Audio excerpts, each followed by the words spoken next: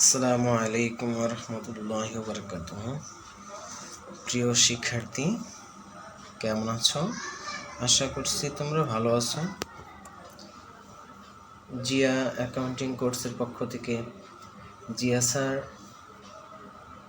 তোমাদের স্বাগতম জানাচ্ছি, অভিনন্দন জানাচ্ছি। আজকের ক্লাসে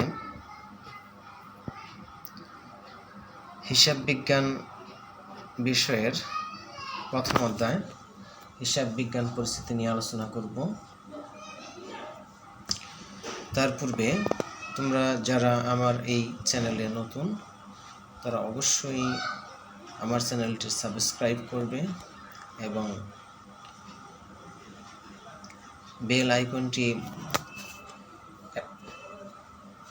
ক্লিক করে অল নোটিফিকেশনে ক্লিক করবে, যাতে সবার আগে সর্বপ্রথম ভিডিও পেয়ে যাও। তো আজকের ক্লাসে নবম দশম শ্রেণীর ব্যবসায় শিক্ষা শাখার শিক্ষার্থীরা, তোমাদের জন্য ক্লাসটি খুবই গুরুত্বপূর্ণ। আজকের ক্লাসটি তোমরা যদি মনোযোগ সহকারে দেখো, তাহলে অবশ্যই হিসাব বিজ্ঞান সম্পর্কে তোমাদের কনসেপ্ট ক্লিয়ার হয়ে যাবে। আজকের ক্লাস শেষে তোমরা যা শিখতে পারবে তা হচ্ছে হিসাব বিজ্ঞান বলতে কী বোঝায় ব্যাখ্যা করতে পারবে, হিসাব বিজ্ঞান কে ব্যবসার ভাষা বলা হয় কেন ব্যাখ্যা করতে পারবে, হিসাব বিজ্ঞানের গুরুত্ব, প্রয়োজনীয়তা, উদ্দেশ্য ব্যাখ্যা করতে পারবে, হিসাব বিজ্ঞানের উৎপত্তি ও ক্রম বিকাশ ব্যাখ্যা করতে পারবে, হিসাব বিজ্ঞানের বিভিন্ন পক্ষ সম্পর্কে ব্যাখ্যা করতে পারবে এবং হিসাব বিজ্ঞান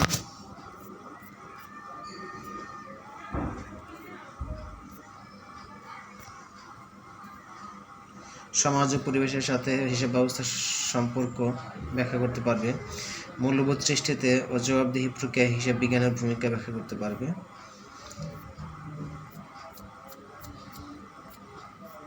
হিসাব বিজ্ঞান বলতে কি বোঝায়?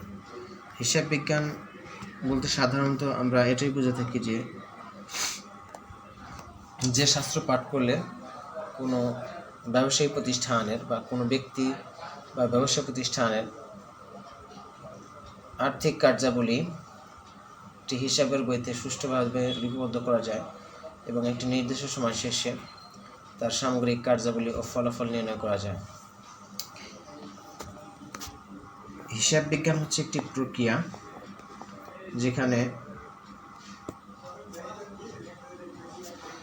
কোনো ব্যবসা প্রতিষ্ঠানের আর্থিক কার্যাবলী, সামগ্রিক ফলাফল ও প্রভাব নির্ণয়ের পদ্ধতি ও কৌশল নিয়ে আলোচনা করে।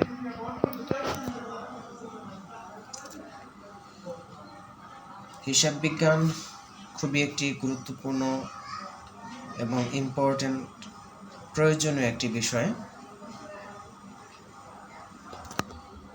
হিসাব বিজ্ঞান ব্যক্তি, প্রতিষ্ঠান তথা সমাজের প্রতিটি ক্ষেত্রে যে অর্থ সম্পর্কিত ঘটনা পরিলক্ষিত হয় এর লিপিবদ্ধ করার জন্য খুবই জরুরি। এ সকল ঘটনার সংখ্যা অগণিত, অবৈচিত্র্যময়। নির্দিষ্ট পদ্ধতি ও কৌশল ব্যতীত এ সকল আর্থিক ঘটনার সামগ্রিক ফলাফল ও প্রভাব জানা কঠিন। এই যে সমাজে এত ধরনের অর্থনৈতিক ঘটনা পরিলক্ষিত হচ্ছে বা সংঘটিত হচ্ছে, এই ঘটনা যদি কোনো একটা নির্দিষ্ট পদ্ধতি বা কৌশল না থাকে, তাহলে এগুলো সামগ্রিক ফলাফল ও প্রভাব জানা অসম্ভব বা কঠিন হয়ে পড়বে।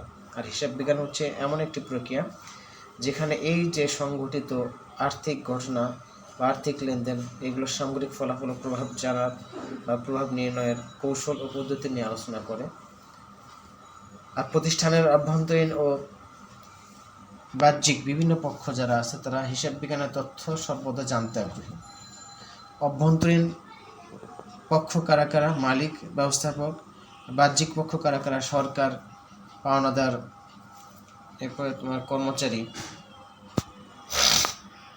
তাই হিসাব বিজ্ঞান কি করে? আর্থিক লেনদেন সমূহের সংরক্ষণ ও পর্যালোচনার মাধ্যমে এদের প্রভাব ও ফলাফল নির্ণয় করে বিভিন্ন পক্ষকে প্রতিবেদন আকারে অবহিত করে। হিসাব বিজ্ঞান এমন একটি পদ্ধতি বা প্রক্রিয়া যার মাধ্যমে কোনো ব্যক্তি বা প্রতিষ্ঠানের যাবতীয় আর্থিক কার্যাবলী যেমন হিসাব, খরচ পরিশোধ, আয় আদায়, সম্পদ ক্রয় ও বিক্রয়, পণ্য ক্রয় ও বিক্রয়, দেনাদার হতে আদায় এবং পাওনাদারকে পরিশোধ ইত্যাদি হিসাবের বইতে সুষ্ঠুভাবে লিপিবদ্ধ করা যায় এবং নির্দিষ্ট সময় শেষে আর্থিক কার্যাবলীর ফলাফল জানা যায়। হিসাব বিজ্ঞান বিষয়ে ব্যবসায়ের আর্থিক লেনদেন লিপিবদ্ধকরণ, শ্রেণীবদ্ধকরণ, ব্যাখ্যাকরণের পদ্ধতি আলোচনা করা হয়। বলছে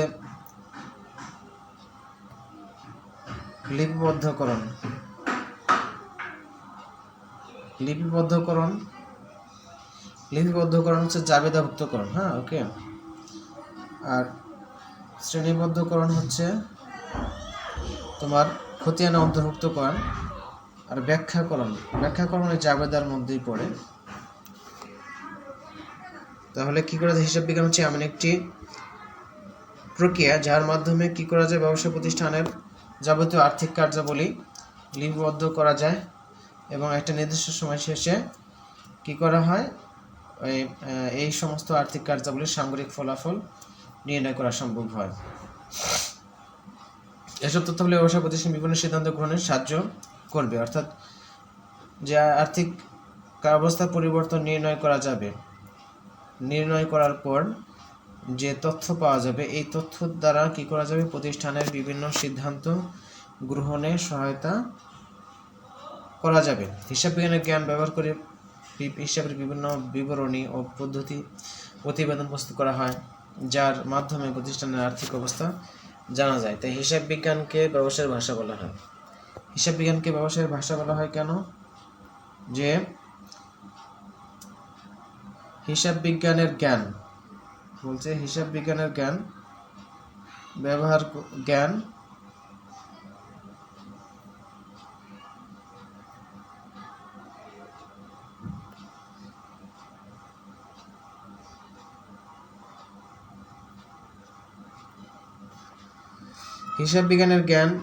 করে হিসাবের বিভিন্ন বিবরণী ও প্রতিবেদন প্রস্তুত করা হয়, যার মাধ্যমে প্রতিষ্ঠানের আর্থিক অবস্থা জানা যায়। তাই হিসাব বিজ্ঞানকে ব্যবসায়ের ভাষা বলা হয়। কি ক্লিয়ার হয়েছে যে হিসাব বিজ্ঞানকে ব্যবসায়ের ভাষা বলা হয় কেন? যে হিসাব বিজ্ঞানের জ্ঞান ব্যবহার করে হিসাবের বিভিন্ন বিবরণী ও প্রতিবেদন প্রস্তুত করা হয়, যার মাধ্যমে প্রতিষ্ঠানের আর্থিক অবস্থা জানা যায়। তাই হিসাব বিজ্ঞানকে ব্যবসায়ের ভাষা বলা হয়। ওকে। আর হিসাব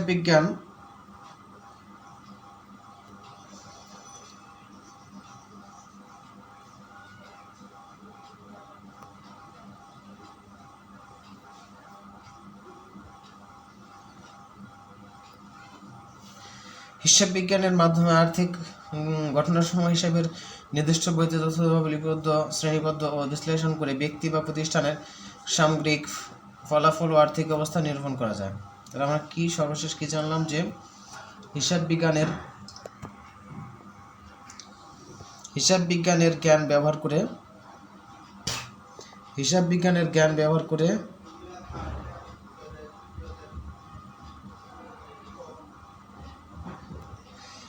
বিজ্ঞানের জ্ঞান মাধ্যমে আর্থিক ঘটনাসমূহ হিসাবের নির্দিষ্ট বইতে যথাযথভাবে লিপিবদ্ধ, শ্রেণীবদ্ধ ও বিশ্লেষণ করে ব্যক্তি বা প্রতিষ্ঠানের সামগ্রিক কার্যাবলী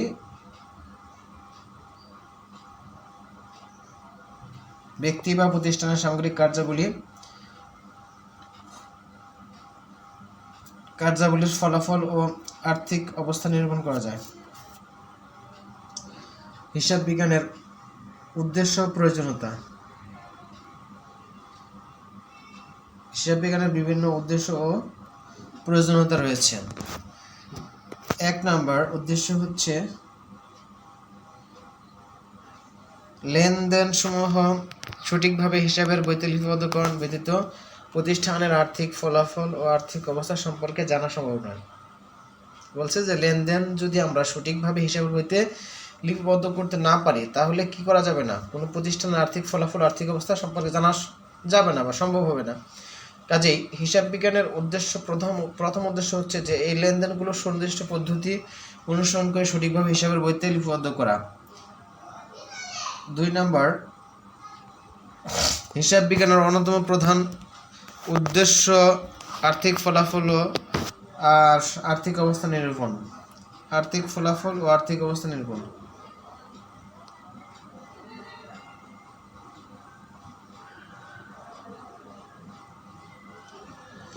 হিসাব বিজ্ঞানের অন্যতম প্রধান উদ্দেশ্য আর্থিক ফলাফল ও আর্থিক অবস্থা নিরূপণ।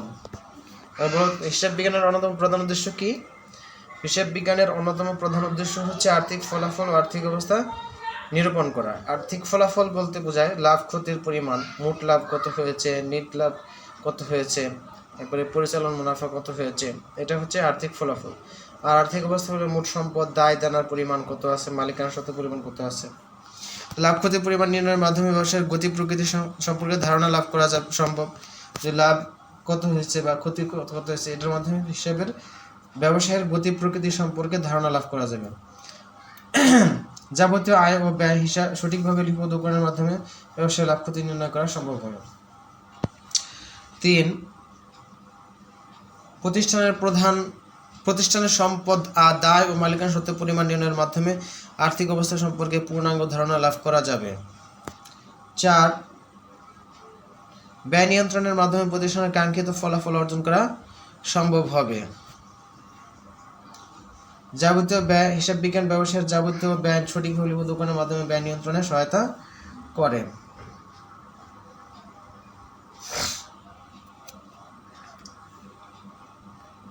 5, ব্যবসা প্রতিষ্ঠানের প্রতারণা ও জালিয়াতি রোধে হিসাব বিজ্ঞানের কোনো বিকল্প নেই। কি বলছে? যে প্রতিষ্ঠানের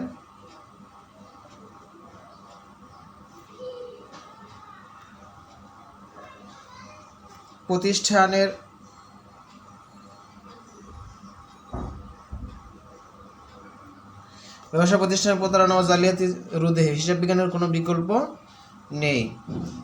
যথাযথ হিসাব রক্ষণের মাধ্যমে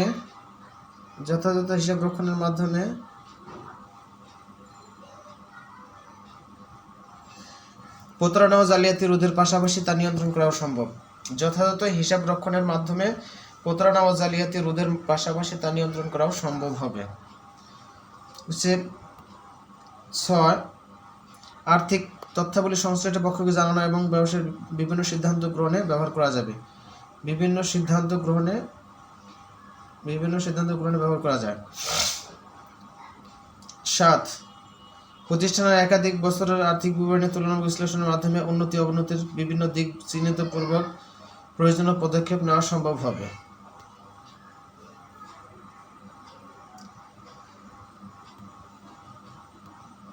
8, বিভিন্ন সেবামূলক অমুনাফাভোগী প্রতিষ্ঠান যেমন school, college, hospital, club, society বিভিন্ন উৎস হতে অর্থের আগমন ও বহির্গমনের পরিমাণ সঠিকভাবে লিপিবদ্ধ করা, নির্দিষ্ট সময়ান্তে এ সকল প্রতিষ্ঠানের বিভিন্ন হিসাবের উদ্বৃত্ত কি করা যাবে? নির্ণয় করা যাবে। 9, সরকারের বিভিন্ন উৎস হতে কর, শুল্ক, ভ্যাট ধার্যের মাধ্যমে রাজস্ব আদায় করে এবং বিভিন্ন নিয়মিত ও উন্নয়নমূলক খাতে ব্যয় করে। সরকার এ সকল কার্যাবলী সুষ্ঠুভাবে সম্পাদনের জন্য হিসাব বিজ্ঞান সহায়ক ভূমিকা পালন করে। তাছাড়া হিসাবের বই এবং সংশ্লিষ্ট দলিলাদি প্রতিষ্ঠান বিভিন্ন কাজে লাগে। তাছাড়া হিসাবের বই দলিলাদি প্রতিষ্ঠানের কি লাগে? কাজে লাগে।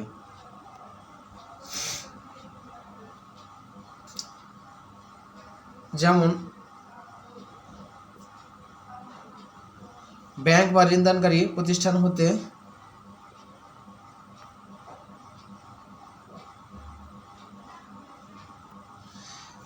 প্রতিষ্ঠানের ঋণ গ্রহণ, পণ্যের বিক্রয় মূল্য নির্ধারণ, ভবিষ্যৎ কার্যক্রম নির্ধারণ ইত্যাদি সুন্দর ও সুশৃঙ্খল মিতব্যয়ী জীবন গঠনের জন্য হিসাব রাখার পর্যন্ত অপরিসীম। যথাযথ হিসাব না রাখলে প্রতিষ্ঠানের ভালো ও খারাপ দিকগুলো জানা যাবে না। সঠিকভাবে হিসাব সংরক্ষণের মাধ্যমে ব্যক্তি ও প্রতিষ্ঠানের ব্যয় নিয়ন্ত্রণ করে অপচয় রোধ এবং আর্থিক সচ্ছলতা অর্জন করা সম্ভব হবে।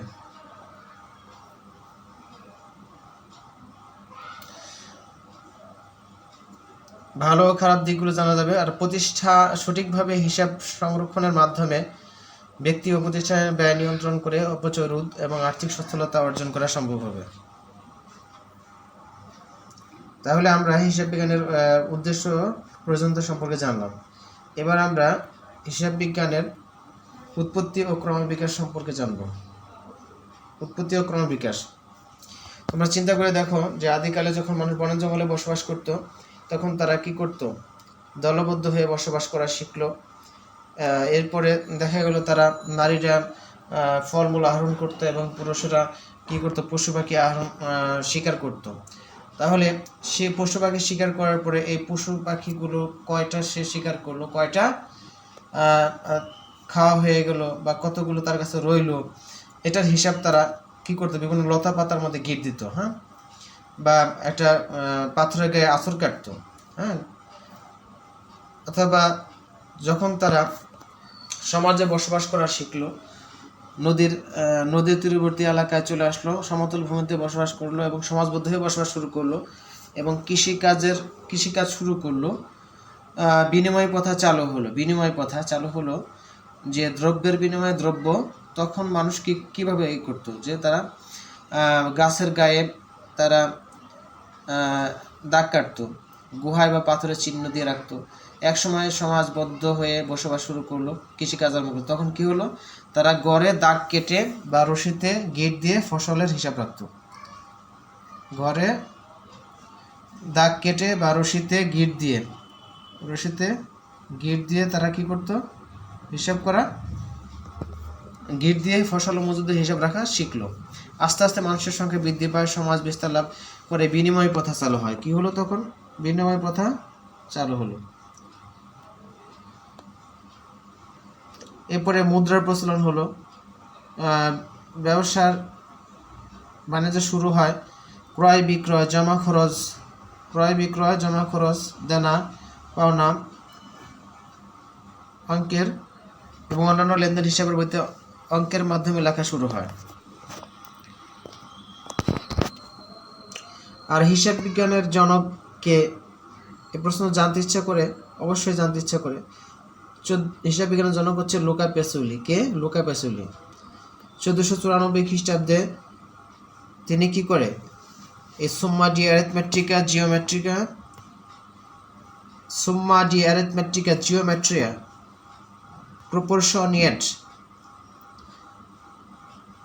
প্রপোর্শনালিটা নামে একটি গ্রন্থ লেখেন এবং এতে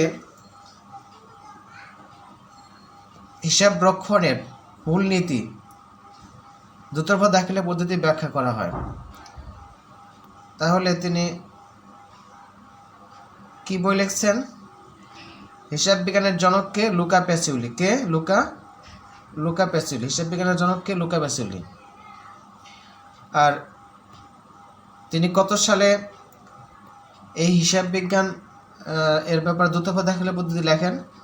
1494 খ্রিস্টাব্দে। ওকে, কোন বইতে লেখেন?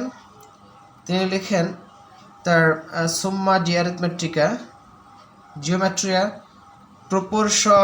প্রপোর্শনালিটা, এই গ্রন্থে তিনি কি করেন? হিসাব বিজ্ঞানের মূলনীতি, দুতরফা দাখিলা পদ্ধতি, ডাবল এন্ট্রি তিনি লেখেন। সময়ের পরিবর্তনের সাথে সাথে বিজ্ঞান, প্রযুক্তি এবং ব্যবসা বাণিজ্যের অগ্রগতি হয় এবং এর ফলে হিসাব বিজ্ঞানের উন্নতি হয়। ব্যবসায় যেমন ছোট থেকে বড় হতে থাকে, তেমনই এর পরিধিও বৃদ্ধি পেতে থাকে। ব্যক্তিগত ও পারিবারিক জীবনের পাশাপাশি ব্যবসায়ী, অব্যবসায়ী, সরকারি, বেসরকারি, মুনাফাভোগী ও অমুনাফাভোগী সকল ধরনের প্রতিষ্ঠানের হিসাবের ব্যবহার পরিলক্ষিত হয়।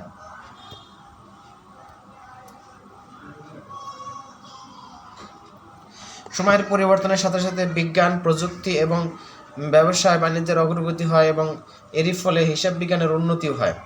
যেমন ব্যবসা যেমন ছোট থেকে বড় হতে থাকে, তেমন এর পরিধিও বৃদ্ধি পেতে থাকে।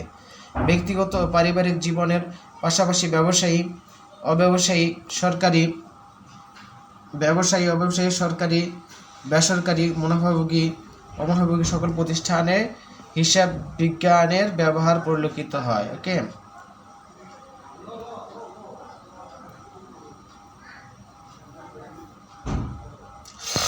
বিজ্ঞান ও প্রযুক্তির উন্নতির সাথে হিসাব বিজ্ঞানের উন্নতি সম্পর্কিত। বর্তমানে কম্পিউটারের যুগ। কিসের যুগ বর্তমান হচ্ছে কম্পিউটার যুগ। বড় বড় প্রতিষ্ঠানে হিসাবের বই হাতে লেখার পরিবর্তে কম্পিউটারে করা হয়। এর ফলে কি হয়? সময় ও শ্রম লাঘবের পাশাপাশি প্রয়োজনীয় সিদ্ধান্ত দ্রুত গ্রহণ করা যায়। কি করা যায়? প্রয়োজনীয় সিদ্ধান্ত দ্রুত গ্রহণ করা যায়। এতে প্রতিষ্ঠানের পক্ষে কি হয়? সহজ হয়। ওকে, তাহলে হিসাব বিজ্ঞানের উৎপত্তি কোথায়? হিসাব বিজ্ঞানের উৎপত্তি হচ্ছে ইতালির ভেনিস শহরে। আর এটার জনক হচ্ছে, হিসাব বিজ্ঞানের জনক হচ্ছে লুকা পেসুলি। তিনি 1494 খ্রিস্টাব্দে তিনি সুম্মা ডি অ্যারিথমেটিকা জিওমেট্রিয়া প্রপোর্শনালিটা নামক গ্রন্থে দুতরফা দাখিলা পদ্ধতির মূলনীতি কি করেন? ডাবল এন্ট্রি পদ্ধতিতে ব্যাখ্যা করেন। এবার আসো হিসাব তথ্যের ব্যবহারকারী। হিসাব তথ্যের ব্যবহারকারী কারা? অভ্যন্তরীণ ব্যবহারকারী আর বাহ্যিক ব্যবহারকারী। হিসাব তথ্যের ব্যবহারকারী দুই ধরনের, অভ্যন্তরীণ ব্যবহারকারী আর হচ্ছে বাহ্যিক ব্যবহারকারী। অভ্যন্তরীণ ব্যবহারকারী কারা? হিসাব তথ্যের ব্যবহারকারী কারা? হিসাব বিজ্ঞানকে একটি তথ্য ব্যবস্থা, ইনফরমেশন সিস্টেম বলা হয়। হিসাব বিজ্ঞানকে তথ্য ব্যবস্থা বা ইনফরমেশন সিস্টেম নামে অভিহিত করা হয়। অভ্যন্তরীণ ও বাহ্যিক বিভিন্ন ব্যবহারকারী চাহিদা বিবেচনা করে লেনদেন সময় হিসাবের বইতে লিপিবদ্ধ ও আর্থিক বিবরণী আকারে প্রস্তুত করা হয়। হিসাব বিজ্ঞানের অভ্যন্তরীণ ব্যবহারকারী কে? অভ্যন্তরীণ ব্যবহারকারী কারা? মালিক ও ব্যবস্থাপক, হিসাব রক্ষক হিসাবের বই এবং সংশ্লিষ্ট কাগজপত্র তৈরি করেন। ব্যবসায়ের মালিক এবং তার ব্যবস্থাপক এর হিসাব বিবরণী থেকে ব্যবসায়ের লাভ ক্ষতি ও আর্থিক অবস্থা পরিমাণ ও পরিবর্তন জানতে পারেন, ফলে ভবিষ্যৎ কর্ম পরিকল্পনা গ্রহণ করতে পারেন। বাহ্যিক ব্যবহারকারী কারা? বাহ্যিক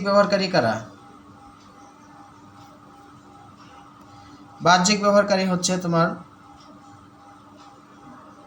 এক নম্বর হচ্ছে ঋণ প্রদানকারী, দুই নম্বর হচ্ছে সরকার, তিন নম্বর হচ্ছে পাওনাদার, চার নম্বর হচ্ছে কর্মচারী কর্মকর্তা। তাহলে বাহ্যিক ব্যবহারকারী হচ্ছে চার ধরনের: ঋণ প্রদানকারী, সরকার, পাওনাদার, কর্মচারী কর্মকর্তা।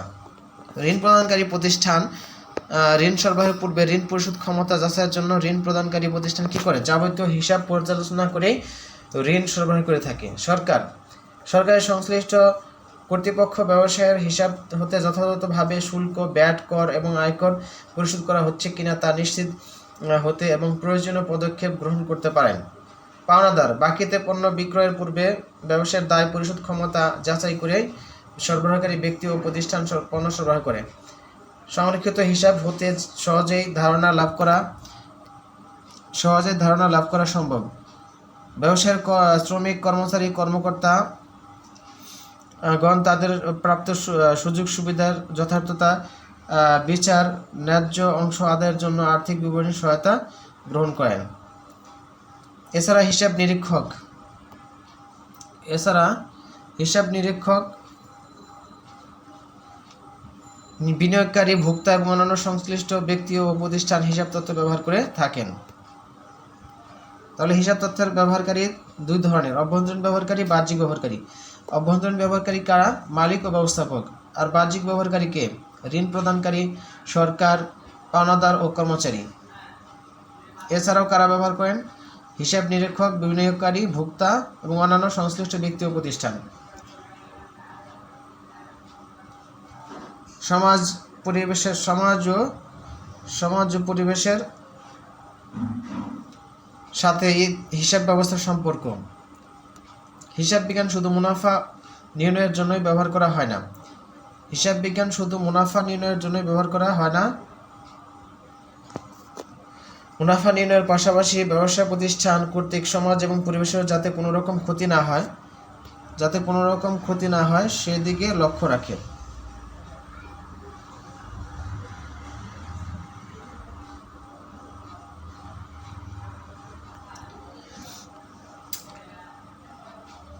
হিসাব বিজ্ঞান সেদিকটিতে অবদান রাখে। নিচের উদাহরণগুলো থেকে সমাজ ও পরিবেশ সম্পর্কে হিসাব বিজ্ঞান করণীয় বোঝা যাবে। 1. জলবায়ু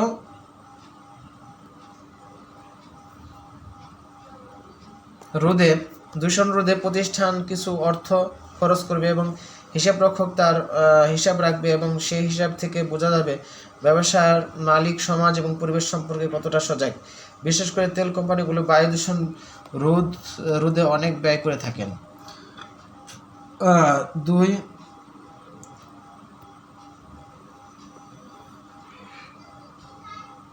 শিল্প কারখানা থেকে নির্গত ধোঁয়া আশপাশের পরিবেশ ও মানব স্বাস্থ্যের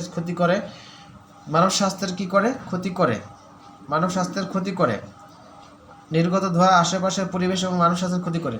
ব্যবসার মালিক ও হিসাব রক্ষক এর প্রতিরোধে কি করে অর্থ খরচ করতে হয়, হিসাব রাখতে হয়।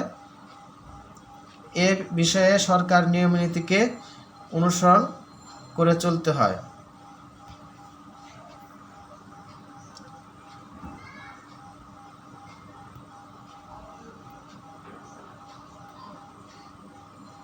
3.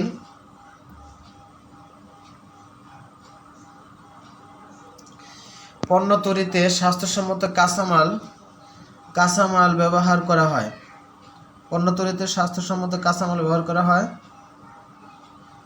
যথাসম্ভব কম বিদ্যুৎ খরচ করা হয়। যন্ত্রপাতির শব্দ কম হতে হয়। আবর্জনা সঠিক স্থানে ফেলতে হয়।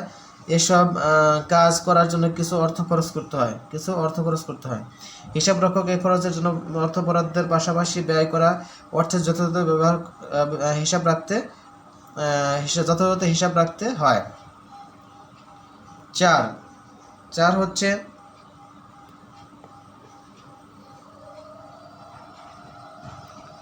প্রতিটি ব্যবসা প্রতিষ্ঠানকে সামাজিক দায়বদ্ধতার অংশ হিসেবে সমাজের জন্য কিছু খরচ করতে হয়। যেমন গরিব ও মেধাবী ছাত্রদের বৃত্তি প্রদান। এই জন্য প্রতিষ্ঠান বছরে কত টাকা খরচ করলো তার হিসাব রাখতে হয়। তাহলে সমাজ ও পরিবেশের সাথে হিসাব ব্যবস্থার সম্পর্কে জানলাম। এবার আমরা মূল্যবোধ সৃষ্টিতে জবাবদিহি প্রক্রিয়ায় হিসাব বিজ্ঞানের ভূমিকা।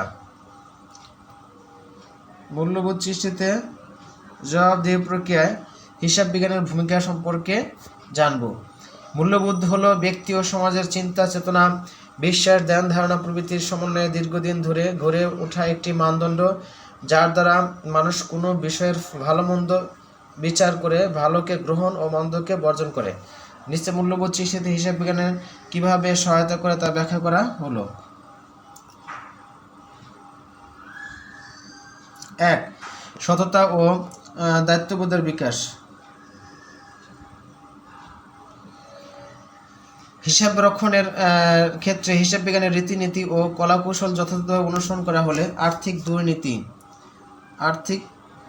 দুর্নীতি, জালিয়াতি, নিয়ন্ত্রণ, সম্পদ ইত্যাদির উপর নিয়ন্ত্রণ থাকে এবং হিসাবের স্বচ্ছতা বৃদ্ধি পায়। হিসাবের স্বচ্ছতা বৃদ্ধি পায়।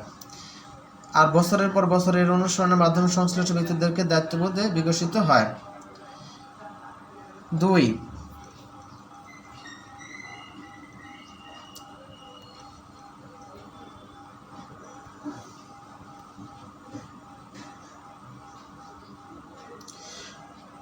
ঋণ পরিশোধ সচেতনতা সৃষ্টি। হিসাব বিজ্ঞানের ঋণ গ্রহীতাদের মধ্যে ঋণ পরিশোধের সচেতনতা সৃষ্টি করে এবং তাদের মূল্যবোধ জাগ্রত করে, ফলে ঋণ খেলাপি হওয়ার সম্ভাবনা হ্রাস পায়। 3. ধর্মীয় মূল্যবোধ সৃষ্টিকর্তা প্রদত্ত সম্পদের সুষ্ঠু ব্যবহার এবং অপ্রয়োজনীয় ব্যয় পরিহার ধর্মীয় মূল্যবোধের অংশ। সঠিক হিসাব সংরক্ষণ করলে ব্যক্তি ও প্রাতিষ্ঠানিক পর্যায়ে আয় বুঝে ব্যয় করার মানসিকতা সৃষ্টি ও সম্পদের সঠিক ব্যবহার নিশ্চিত হবে। তাহলে মূল্যবোধ সৃষ্টিতে জবাবদিহি প্রক্রিয়া হিসাবে ভূমিকা অনেক। সততা ও দায়িত্ববোধ বিকাশ করতে পারে, ঋণ পরিশোধের সচেতনতা সৃষ্টি করতে পারে, ধর্মীয় মূল্যবোধ সৃষ্টি করতে পারে। 4,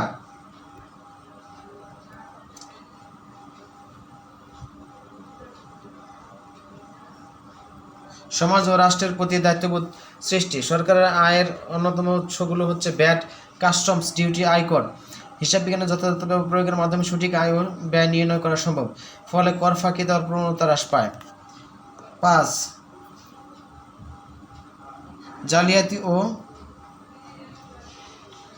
প্রতারণা প্রতিরোধ। সুষ্ঠু হিসাব ব্যবস্থা প্রচলিত থাকলে সম্ভাব্য শাস্তি ও দুর্নামের ভয়ে প্রতিষ্ঠানের কর্মচারী ও কর্মকর্তাদের মধ্যে জালিয়াতি, তহবিল তছরূপ, প্রতারণা সহ বিভিন্ন অনিয়মের প্রবণতা হ্রাস পায়। জবাবদিহিতা হিসাব বিজ্ঞান।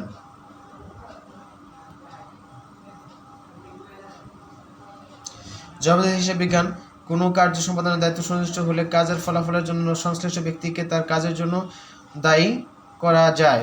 কোনো কাজের জন্য তোমাকে দায়িত্ব দেওয়া হয় তাহলে ওই কাজের জবাবদিহিতা তোমার কাছ থেকেই নেওয়া প্রয়োজন, এটার জন্য তুমি দায়ী থাকবে।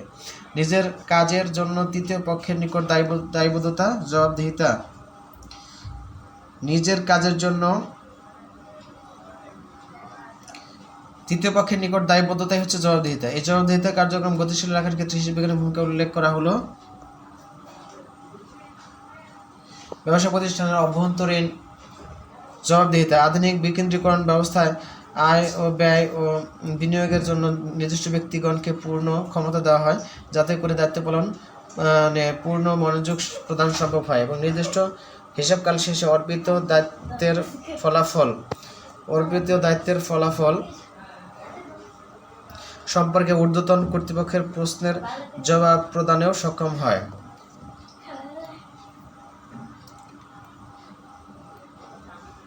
খ,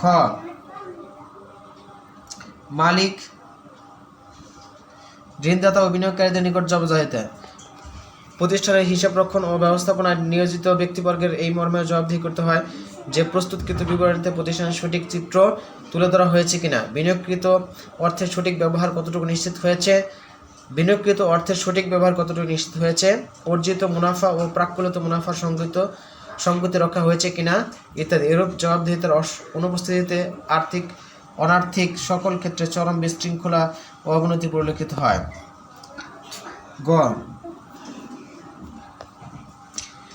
সরকারের নিকট জবাবদিহিতা। সরকার কর্তৃক নির্ধারিত বিভিন্ন নিয়ম নীতি যথাযথভাবে পালন করে প্রতিষ্ঠান পরিচালিত হচ্ছে কিনা এবং যথাযথভাবে শুল্ক ভ্যাট পরিশোধ করা হচ্ছে কিনা তা দেখার অধিকার সরকারের সংশ্লিষ্ট পক্ষসমূহের মধ্যে রয়েছে। যথাযথ হিসাব রক্ষণের মাধ্যমে এই জবাবদিহিতা নিশ্চিত করা সম্ভব। তাহলে আজকে আমরা হিসাব বিজ্ঞান পরিস্থিতি সম্পর্কে জানলাম। এখান থেকে তোমরা ক্লাসটা যদি মনোযোগ দিয়ে শুনে থাকো, দেখে থাকো, তাহলে অবশ্যই তোমরা হিসাব বিজ্ঞান বলতে কি বোঝায় ব্যাখ্যা করতে পারবে, হিসাব বিজ্ঞানের উদ্দেশ্য ও প্রয়োজন ব্যাখ্যা করতে পারবে, হিসাব বিজ্ঞানের উৎপত্তি ও ক্রমবিকাশ ব্যাখ্যা করতে পারবে এবং হিসাব বিজ্ঞানের সাথে হিসাব বিজ্ঞানের বিভিন্ন পক্ষ সম্পর্কে ধারণা পাবে, অভ্যন্তরীণ বাহ্যিক ব্যবহারকারী সম্পর্কে ধারণা পাবে এবং সমাজ ও পরিবেশের সাথে হিসাব ব্যবস্থার সম্পর্কে বলতে পারবে। এরপরে তোমার মূল্যবোধ সৃষ্টিতে ও জবাবদিহি প্রক্রিয়া হিসেবে ভূমিকা বলতে পারবে।